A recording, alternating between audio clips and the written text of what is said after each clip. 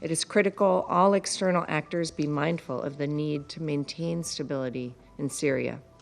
Syria should not be used as a platform to extend other countries' interests at the expense of the Syrian people. Because of Washington, the Council has still not been able to fulfill its direct mandate for the maintenance of peace and security. That situation has been consistently made worse by Washington, which for several years essentially has occupied the most resource-rich northeastern region of Syria and is also exerting heavy sanctions pressure on Damascus and encouraging its satellites to do the same.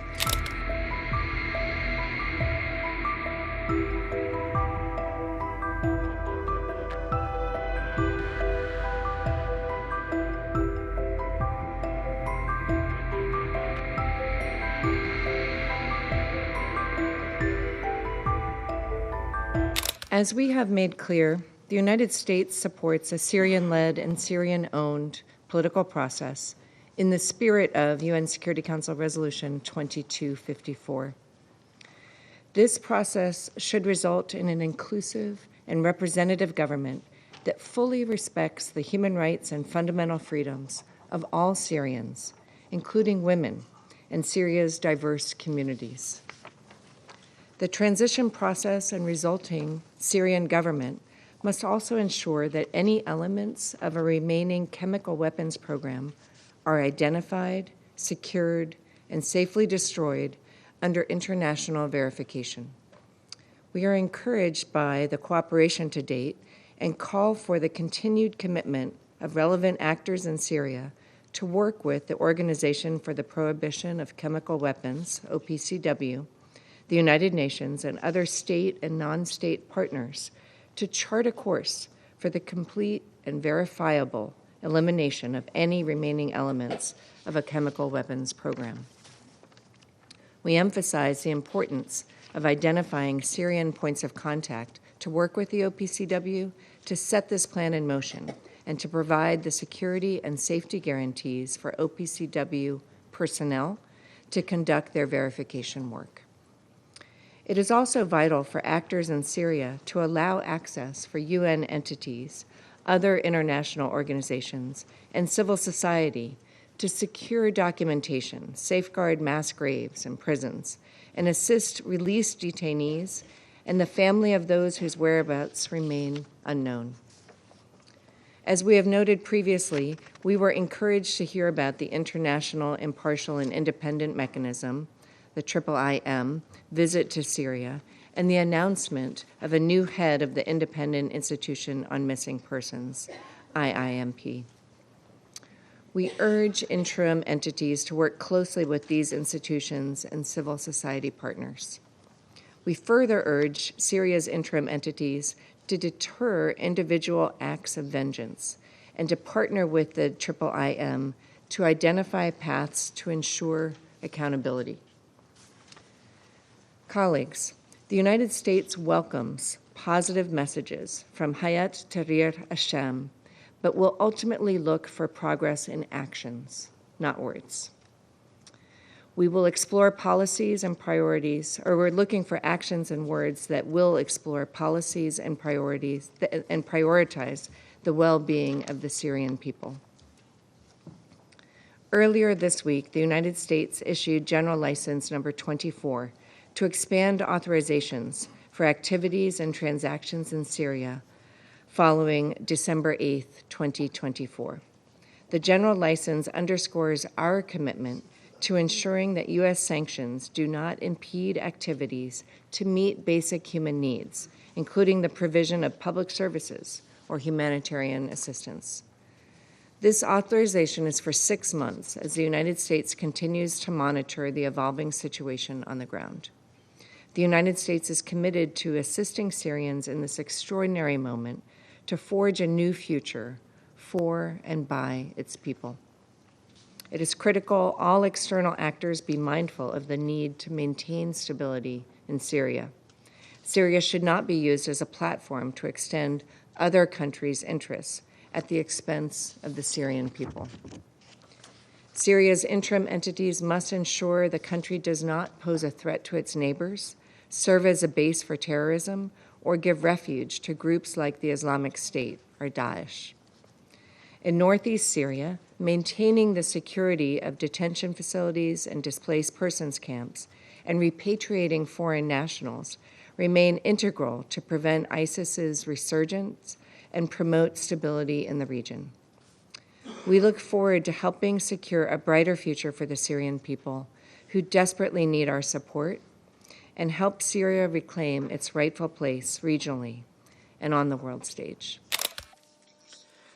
Our friends, the brotherly Syrian people that we have always and will continue to provide support, are going through a new stage in their history.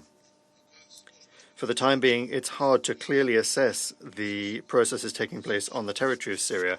Often they are extremely contradictory in nature. We have not yet seen the resumption of the work of key state institutions and vitally important companies. It is not clear how the inclusive nature of the authorities of the future Syria will be ensured, the need for which we are all declaring. There is a fairly high risk of the intensification of hostilities that have encompassed many regions of the country, in particular Aleppo, Deir ez-Zor, Homs and Quneitra. There are also ongoing clashes in the north and the area beyond the Euphrates. In other words, Syria has more than enough problems, and their severity should in no case be underestimated. We would in particular like to point to the direct threat to the territorial integrity of Syria borne by the unlawful actions of Israel, which is carrying out a policy of fait accompli on the occupied Golan Heights, and 500 square kilometers of Syrian land have already been seized. The actions of Israel are a gross violation of international legal decisions, including the many decisions of the Security Council and the General Assembly. We call upon colleagues on the Security Council and also the representatives of the Secretariat of the World Organization to give an honest assessment of events. Mr. President, in these circumstances, Syria continues to face a dire humanitarian crisis that we have heard about today from the head of OCHA. Millions of citizens of this long-suffering country continue to experience serious food shortages and a lack of necessary medical care. That situation has been consistently made worse by Washington, which for several years essentially has occupied the most resource-rich northeastern region of Syria and is also exerting heavy sanctions pressure on Damascus and encouraging its satellites to do the same. As a result, the Syrian economy is under extreme pressure and is not able to cope with the challenges facing the country. Against this extremely worrying backdrop, international humanitarian agencies that have been deprived of their main partners from the Syrian Red Crescent have been forced to start the provision of assistance literally from scratch. Israeli airstrikes and shelling, as well as the rampant violence seen in many regions, is causing suffering, losses among the civilian population, and interrupting the work of civilian infrastructure objects. Regular reports of the disabling of vitally important infrastructure are, of course, of concern. More than 400,000 people in the suburbs of Manbij and Kobani have been left without water and electricity after the hydroelectric power plant at Tishreen stopped working. In the southern part of Idlib and the north of Hama, power grids and roads have been destroyed. Hospitals and primary medical care centers in general across the country are extremely overburdened. In this connection, the primary aim of the new Syrian authorities is we see as being stopping the bloodshed that is lashing the country. The events are not adding to stability, and the past month has forced hundreds of thousands of ordinary Syrians to leave their homes. The conditions that those people are in remain extremely serious. Many of them have been deprived of access to clean water, sanitary conditions, and basic hygiene products. That situation must fundamentally change for the better as soon as possible, and that is something that the overwhelming majority of residents of Syria are in favor of. Mr. President, we all understand that the new authorities need to go a long way in order to rectify the dire socioeconomic situation and establish an effectively functioning state organs. And of course, in order to do that, they need the support of the international community. That, in our view, should be the focus of the efforts of the UN Security Council. Without outside support based on the principles of humanity and impartiality, Syrians simply will not be able to withstand the tests that they have faced. It's extremely important that assistance is provided to all Syrians in all parts of the country without politicization, discrimination, or preconditions. We regret that donors are not keeping their pledges, and the humanitarian plan for 2024 is financed only at a third. This is despite the significant increase in the already vast needs. They're also not easing illegal unilateral sanctions that are worsening the suffering of the civilian population. It's also important to understand that the Syrian events did not take place in a vacuum. They took place against the backdrop of the ongoing unprecedented escalation of violence in the region that began from Gaza and extended to the West Bank, Lebanon, Syria, and Yemen. The extremely dangerous, provocative rhetoric against Tehran is also not abating. In our view, particular responsibility is borne here by the USA, which has blocked all decisions for a ceasefire in Gaza so as not to prevent West Jerusalem from continuing its military operation there. We regret that, because of Washington, the Council has still not been able to fulfill its direct mandate for the maintenance of peace and security. Mr. President, we all also understand very well that Syria will not have a worthy future unless there is a resilient political process. In these circumstances, the key provisions of the Fundamental Security Council Resolution 2254 on the political transition remain fully relevant, as well as the inclusive nature of the political process. Of continued relevance are the demands in the resolution to respect the sovereignty, independence, unity, and territorial integrity of Syria.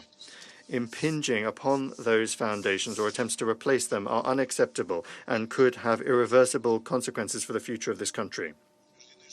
We are convinced that Syrians and Syrians alone, through an inclusive national dialogue, must determine the future of their country, and we call upon all responsible members of the international community to strictly adhere to this approach and to provide the people of Syria all the assistance they need. At the same time, it is unacceptable for there to be any competition among the key external players and neighbors of Syria, the advancing of self-serving agendas or geopolitical interests in the Syrian arena.